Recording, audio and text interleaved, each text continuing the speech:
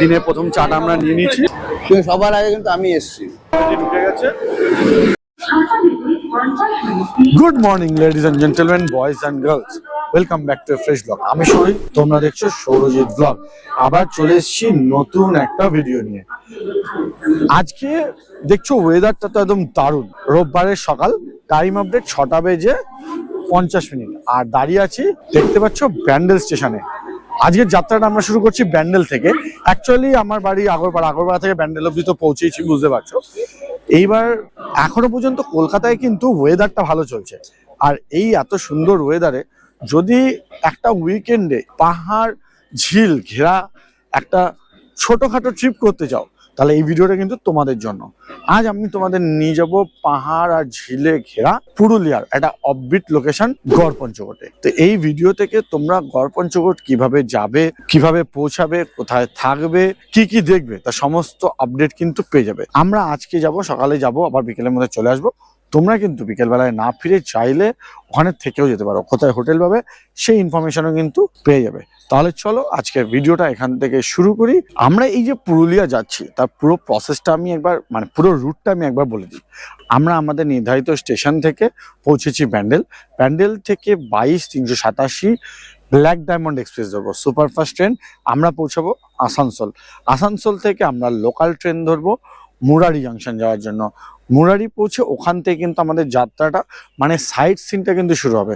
তোমরাও কিন্তু এইভাবে যেতে পারো। এখান থেকে ব্ল্যাক ডায়মন্ডে সেকেন্ড ক্লাসের ভাড়া 120 টাকা করে, আর মুরারি থেকে, মানে আসানসোল থেকে মুরারি জাংশন যাওয়ার জন্য ভাড়া কিন্তু মাত্র 10 টাকা। তাহলে বুঝতেই পারছো, মাত্র 130 টাকায় তোমরা কিন্তু কলকাতা থেকে পৌঁছে যাচ্ছ মুরারি অব্দি।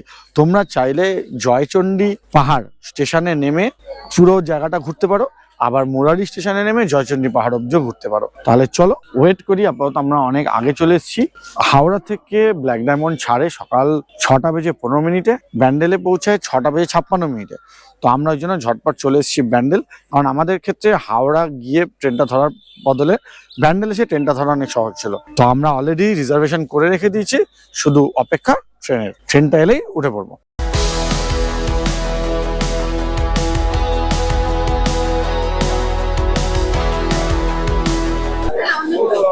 দেখো দেখাচ্ছে D4। আমাদের অলরেডি কিন্তু ট্রেন অ্যানাউন্সমেন্ট হয়ে গেছে, আর আমাদের D4-এ আমাদের সিট আছে। এখান থেকে যেতে সময় লাগবে প্রায় 2.5 ঘন্টা মতন। এখানে ঢোকার কথা 6টা 56-তে, পৌঁছাবে 9টা 45-এ আসানসোল। দেখো এই আমাদের ব্ল্যাক ঢুকে গেছে।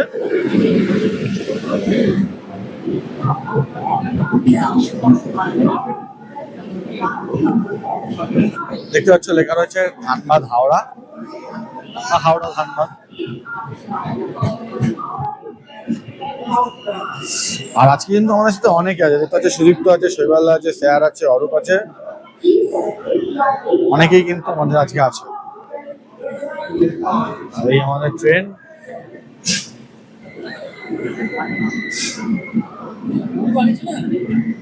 আর আমাদের সঙ্গে কিন্তু সুখদেবও আছে। সুখদেব অন্য স্টেশন থেকে উঠেছে, সামনের দিকে আছে, কারণ সুখদেবের কাছে, সুখদেব বেসিক্যালি আগে জেনারেলে উঠেছে, ও নেমে পৌঁছে যাবে।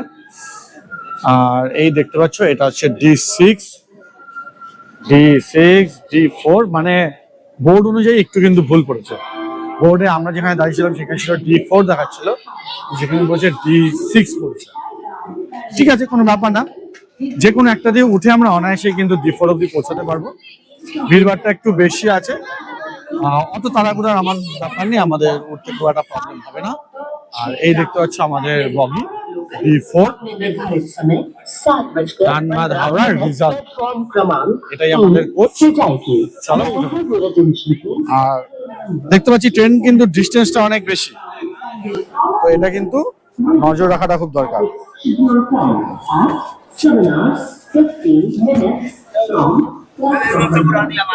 এই আপাতত আমাদের ট্রেনের অবস্থা। আর ওইদিকে কত আছে? 61, 62, 62, 63 ওই পাঁচটা রয়েছে। এই দেখতে পাচ্ছ আপাতত আমাদের ট্রেনের অবস্থা। সিটিং অ্যারেঞ্জমেন্ট গুলো কিন্তু খুব সুন্দর দিচ্ছে। 58, 59, 60, আর এদিকে বলছে 61, 62, 63। 61, 62, 63 সুদীপ্তর একাই লাগবে, বাকিটা আমরা অ্যাডজাস্ট করে নেবো। আর এই দেখছো 7:08 কিন্তু অলরেডি ব্যান্ডেল স্টেশন থেকে ছেড়ে দিয়েছে।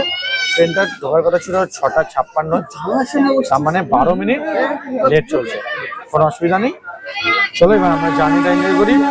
আর সুদীপ্ত অনেকটা জায়গা অলরেডি মিনিটে দেখতেই পাওয়া যাচ্ছে না সুদীপ্তর মুখ।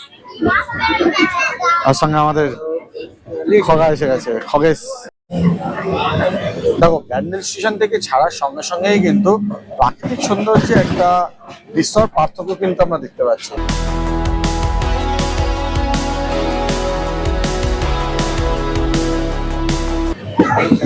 হাওড়া থেকে আসানসোল পৌঁছাতে এই ট্রেনটার স্টপেজ আছে টোটাল 10টা, আর তার মধ্যে অলরেডি 3টে স্টপেজ কিন্তু কমে গেছে, কারণ আমরা ব্যান্ডেল থেকে উঠেছি। এরপর আমাদের নেক্সট স্টেশন কিন্তু সোজা বর্ধমান জাংশন।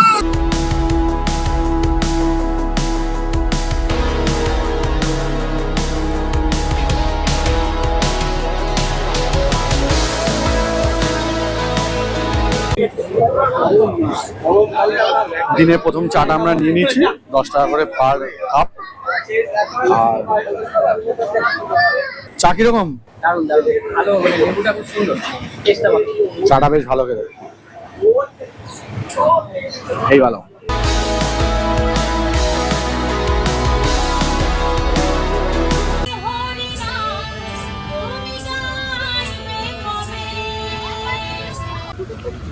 দেখো সুদীপ্ত যখন ওই কোনায় ছিল সাইজ একটু ছোট ছিল, সুদীপ্ত এখানে চলে এলো সাইজ একটু বড় হয়ে গেল।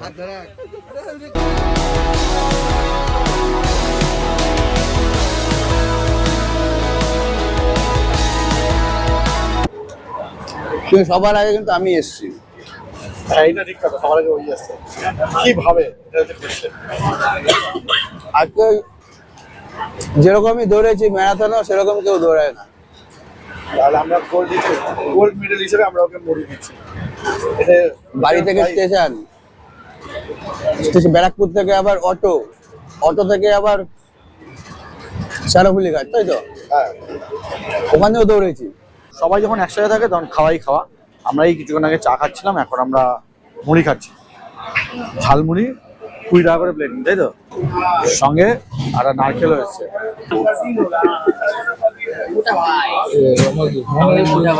আর এই দেখতে পাচ্ছ বাইরে কিন্তু চলে এসছে আমাদের respective first station Bardhaman junction. Time update 8:02। তো মোটামুটি ট্রেনটা ঠিকঠাক টাইমেই চলছে। বাইরে দেখতে পাচ্ছি যথেষ্ট ভিড়ভাট্টা আছে, কারণ বর্ধমান জাংশন স্বাভাবিক ব্যাপার। মানে আমরা টোটাল ট্রেন জার্নিটার অনেকটা কাটিয়ে ফেলেছি, আর মাত্র 1.5 ঘন্টা মতন আমাদের জার্নিটা আছে। 9:30 ঢোকা কথা, 9:28 বা 9:45 এরকম মানে টাইম আছে আমাদের পৌঁছানোর। পৌঁছে যাবো।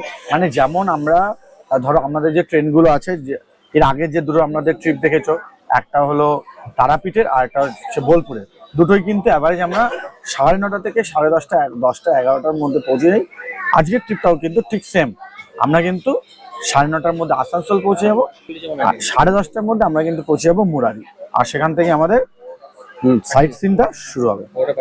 দেখো আমরা কিন্তু আলটিমেটলি পৌঁছে গেছি আসানসোল স্টেশনে। আর দেখতে পাচ্ছ বাইরে ভিড়ভাট্টা মডারেট আছে, আর আমাদের কোনো প্রবলেম নেই। এবার আমরা এই ট্রেন ছেড়ে দেবো, আর আমাদের নেক্সট ট্রেন যেটা আসবে সেটা আসবে হয় 2 নম্বর প্ল্যাটফর্মে বা 1 নম্বর প্ল্যাটফর্মে। এবার বেরিয়ে গেছে কিনা জানি না। 9:45-এর টাইম ছিল, এখন বাজে 9:50। যদি বেরিয়ে গিয়ে থাকে তাহলে 10:45-এর আগে কোনো ট্রেন নেই, সেক্ষেত্রে আমাদের অল্টারনেট কিছু ভাবতে হবে। এখান থেকে ডেফিনেটলি বাসে যাওয়া যায়। তো চলো আগে ট্রেন থেকে নামি।